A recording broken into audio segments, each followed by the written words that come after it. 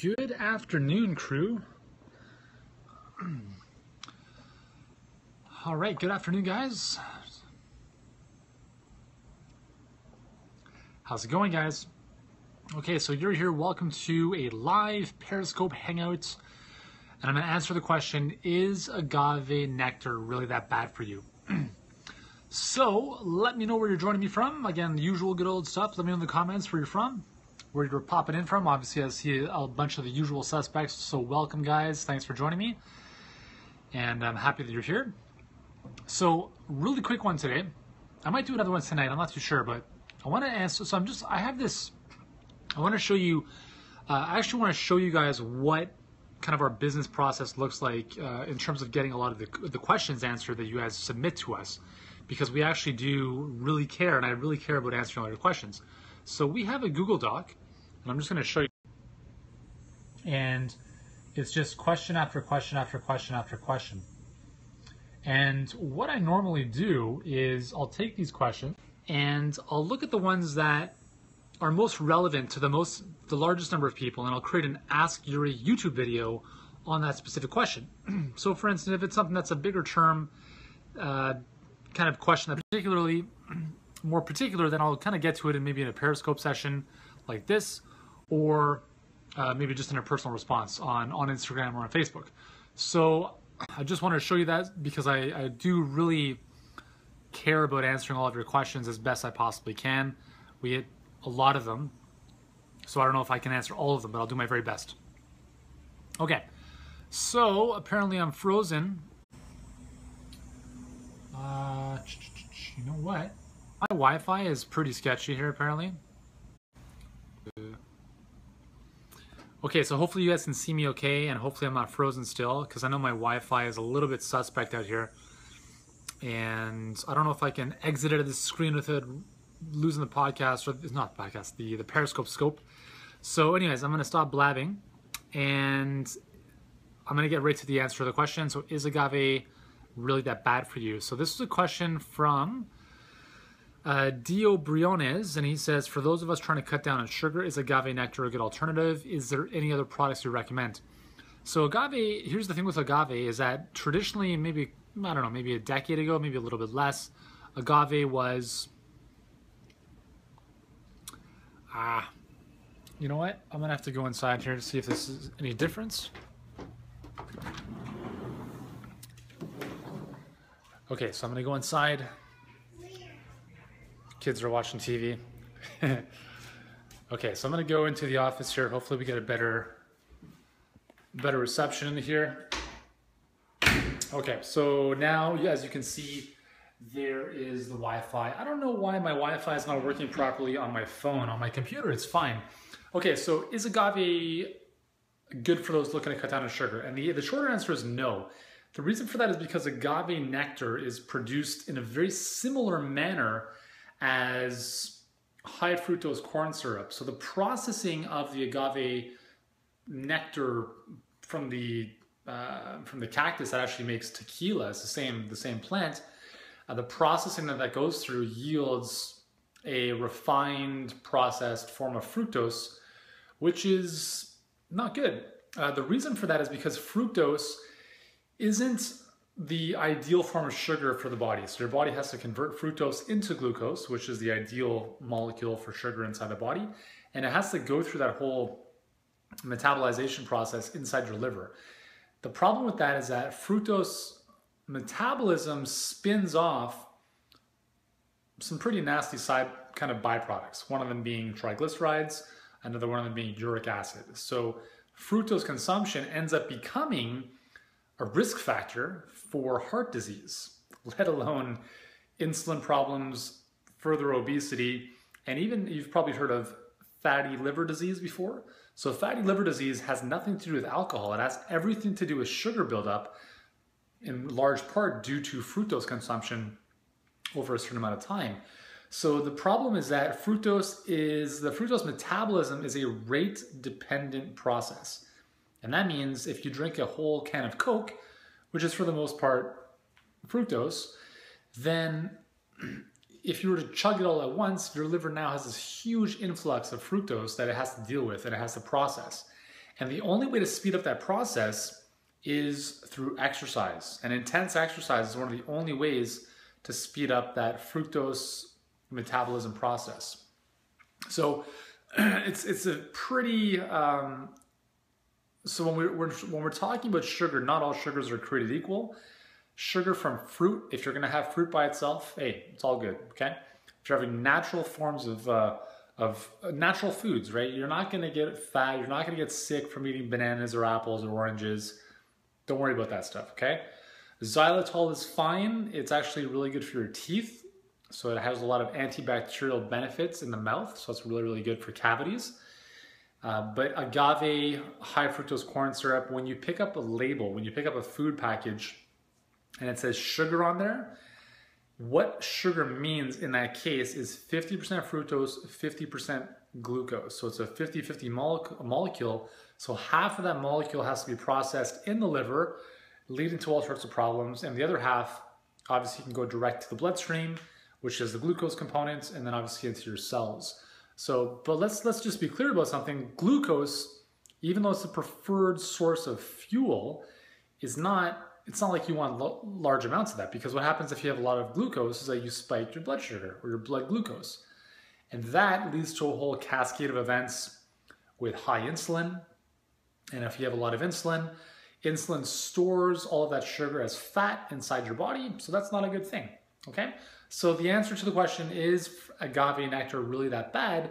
The answer is yes. And it's actually something I used to recommend until I learned more about it, and I no longer do. So what do you use instead?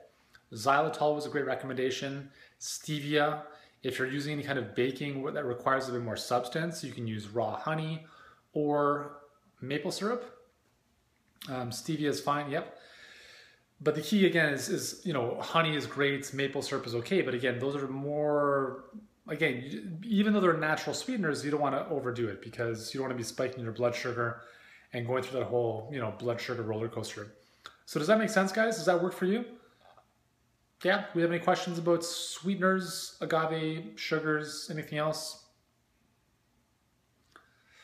I just wanted to make sure that I take these opportunities to really answer all the questions I possibly can. Monk fruit, no problem there, it's all good. Lime water in the morning instead of lemon, same effect. Pretty much, more or less it's the same. I wouldn't stress too much about it. So if you're out of lime, then have some lemon. If you're out of lemon, or if you're out of lime, have some lemon. If you're out of lemon, have some lime. Or apple cider vinegar, if you like. Loves the Cash Cab has just joined. So Loves the Cash Cab, I don't know who you are, but if you look on my YouTube channel, you'll actually see that I was on Cash Cab a couple years ago, and we won like $750. It was pretty cool. So check it out. Check out Yuri Elkaim Cash Cab on YouTube, and you can see our episode. It was a lot of fun. Thank you for all the hearts, guys. I appreciate it. We got some really cool colors going on. So if you've enjoyed this information, if you found this answer helpful to you, then love it up. Just tap the screen.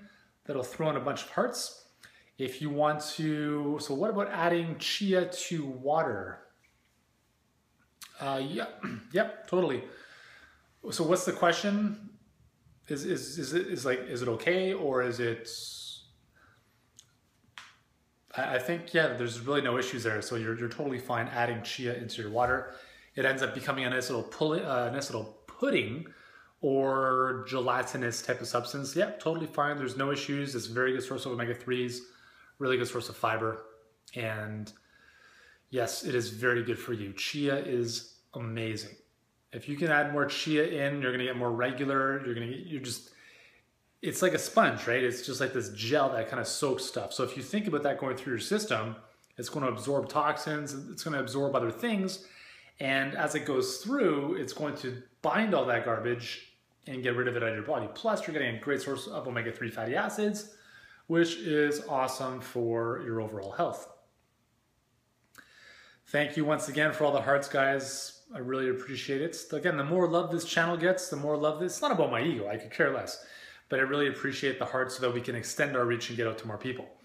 Do you count tea in your no caffeine rule? Yes, very much so. Because tea, black tea, for instance, has more caffeine than drip coffee. So, that's just because it's tea doesn't necessarily mean that it's, non-caffeinated. If you're gonna have tea, make sure that it's herbal tea. There's so many great herbal teas: peppermint, chamomile, licorice root.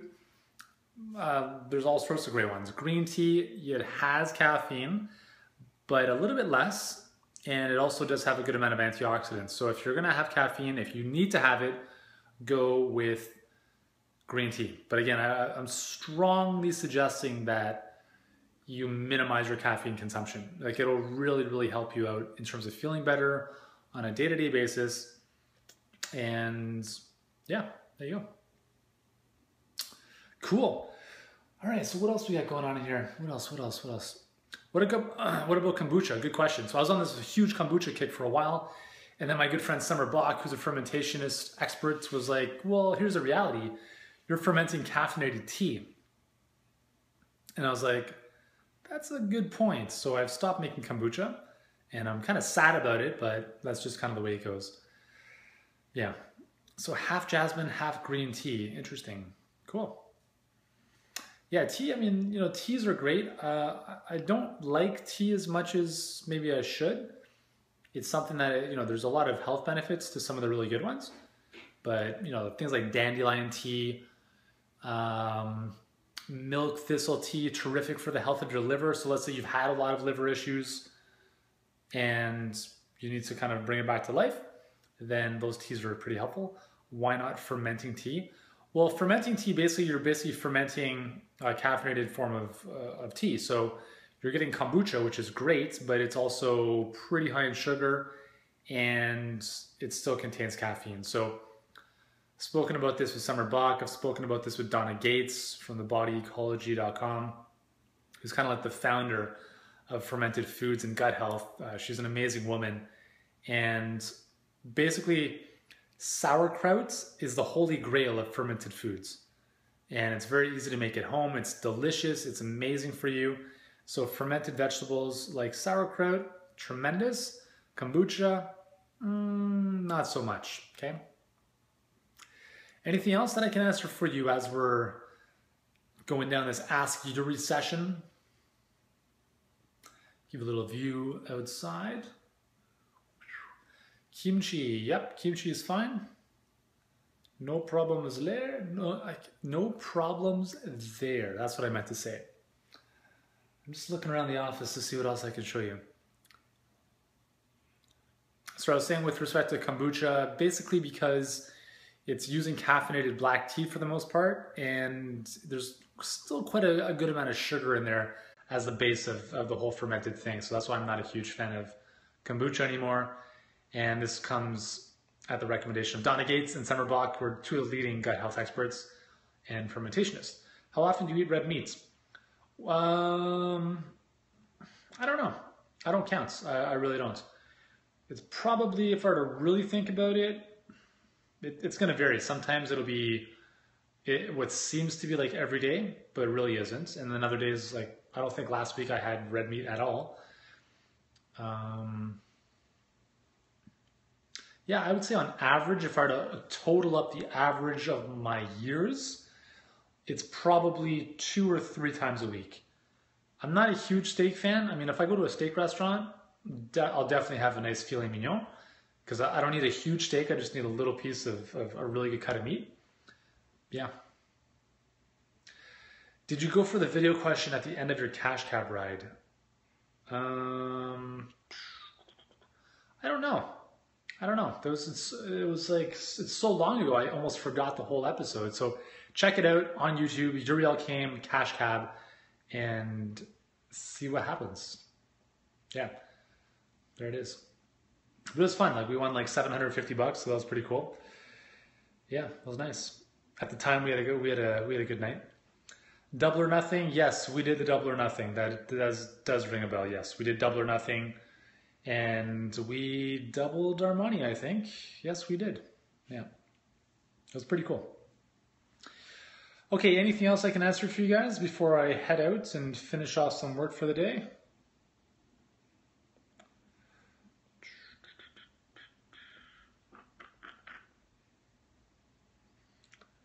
No, we're good. Snacking or no snacking? It depends. I mean, eat when you're hungry and stop when you're full. So if that means snacking or not, that's up to you. And it doesn't matter if you have 3 meals a day plus snacks or 5 meals a day. As long as you eat when you're hungry and stop when you're full, and total calories remain the same, you're not going to lose weight, you're not going to gain weight, and it's not going to affect your metabolism. Don't worry. Fish supplements, yeah, fish oil. I use fish oil pretty much daily. I love fish. Obviously, the contamination issue is a bit of an issue for bigger fish, so stick to the smaller ones like sardines and anchovies are great. And if you don't want to use fish oil, you can use an algae oil, which is 100% plant-based and vegan, and it gives you a really good source of DHA, which is the really important omega-3 fatty acid for your brain. What whole vitamin do I recommend? I think the little guy just got home from school.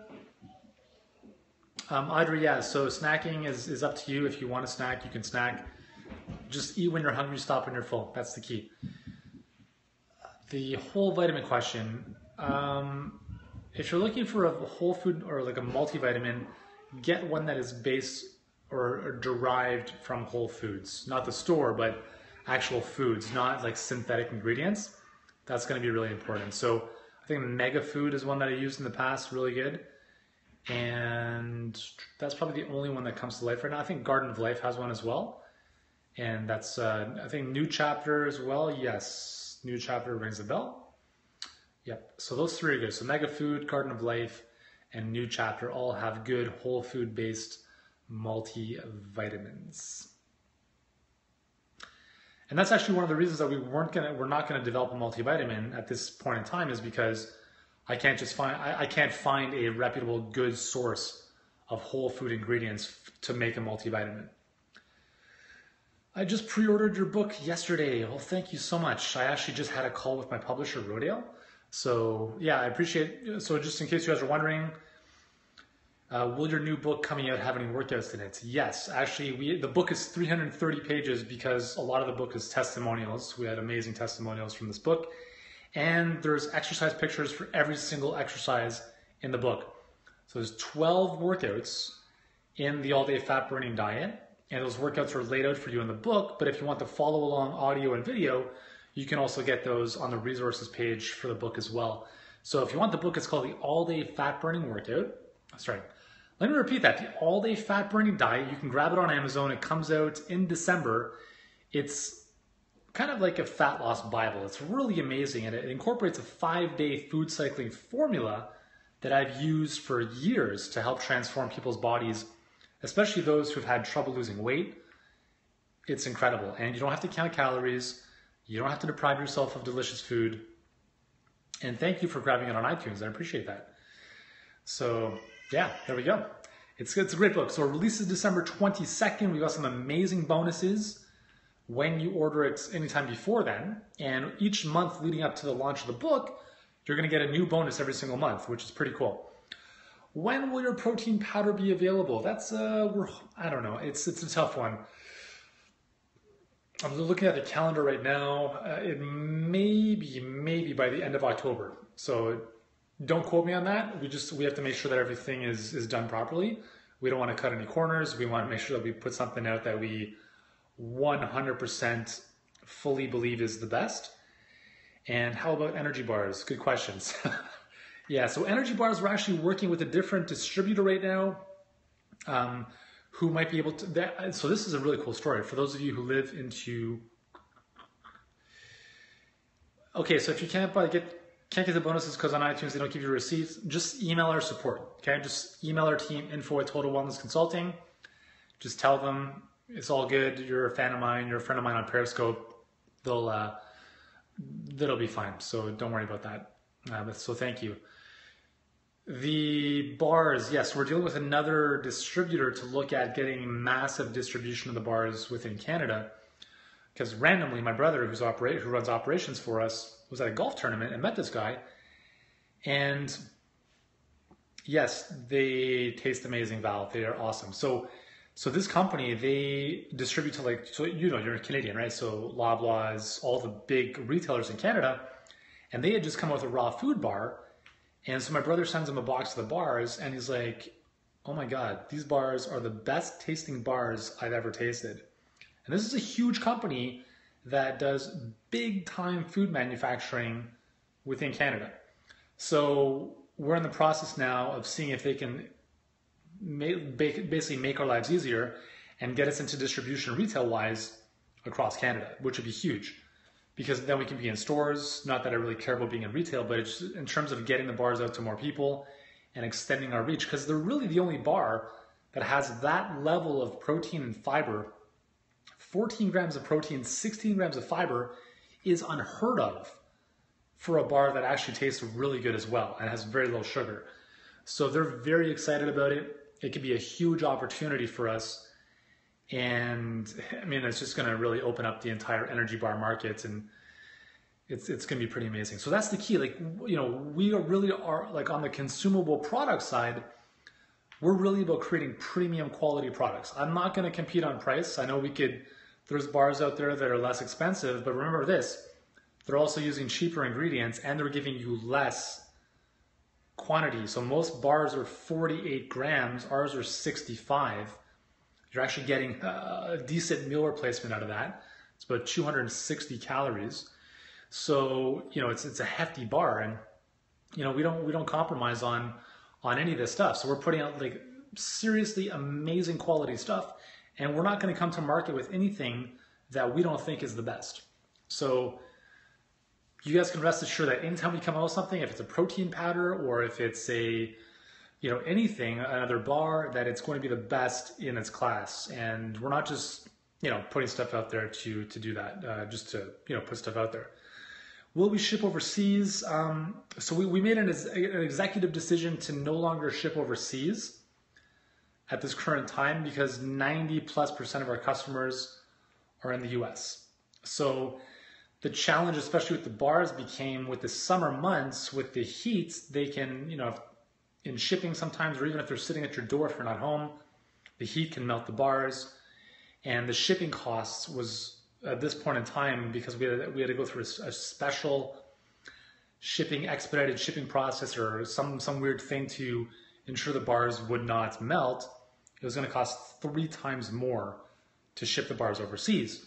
So we can't absorb that cost. I'm not going to ask you guys to pay 3 times more for shipping, which basically means the shipping becomes more expensive than the bars. It doesn't really make sense. So we're still trying to look into seeing if we can make that. So the good news is that with our potential new distributor in Canada, if we can make that worthwhile to ship overseas in a fashionable, in a way that keeps the integrity and the quality of the bars in place without being crazy expensive, then we'll do that as well. So we'll keep you posted with that. Okay, so I'm going to end this session. Can you come out with a UWAW? So Unstoppable Warrior Adventure Workouts Part 2. I don't know. To be very honest with you, I mean, our workout stuff hasn't, we've kind of, as you probably noticed, so we've shifted focus away from the workout stuff a little bit. Just because our audience has tended to skew a little bit towards my mom. So postmenopausal women, love them, but just not quite the audience for intense workouts. So it's definitely something we can do, probably not in the near future. So I'll just be very honest with you. Just because of the amount of time it takes me to produce those workouts and go into, you know, do the research and stuff for them, we just want to make sure that it's something that our audience really wants. So yeah, we'll see. It's not off the table, but it's not like a must do right now. Okay, guys, well, thank you so much. I might be back later this evening. I can't guarantee that because the US Open tennis is on, so I might be just watching that. And if you're watching the tennis as well, then hope you enjoy it. Thank you for joining me once again. And what I think I might do, if this is helpful for you guys, is actually set a fixed time every day for these Periscope sessions. So if it's, you know, if it's best to do these at 7:30 at night every single day, then that's what I might do. Just so it's like almost like a TV show that you can tune into and kind of have that dependable, you know, reassurance that you know it's there. So that might be something I kind of announce, and we'll see. You look a little like Milos Raonic's coach. Yeah, that's what's his name? Oh, this is really gonna bother me now. Serbian guy, I think. Oh my God. Okay, yeah, anyways, I got to think about this now. It's going to bother me. So anyways, thanks guys for joining me. Ivan Lubicic. There we go. There it is. Thank you so much. Okay, awesome. Okay, guys, have a great day. Talk to you later.